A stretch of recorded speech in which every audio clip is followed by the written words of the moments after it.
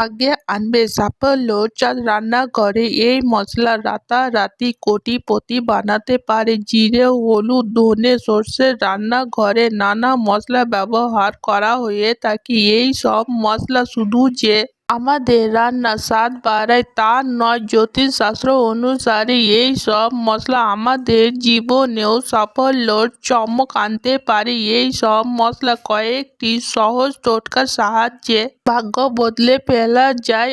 এমনকি রান্নাঘরে মশলার সহজ উপায় রাতারাতি কোটিপতি হয়ে যেতে পারেন আপনি, এমনটাই জানাচ্ছে জ্যোতিষশাস্ত্র।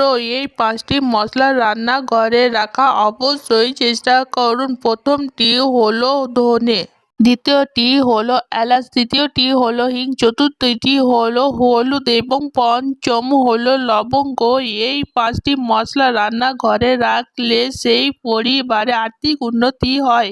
জ্যোতিষশাস্ত্র অনুসারে সব সময় অশান্তি ঝগড়া লেগে থাকলে আপনার সহায়ক হতে পারে লবঙ্গ।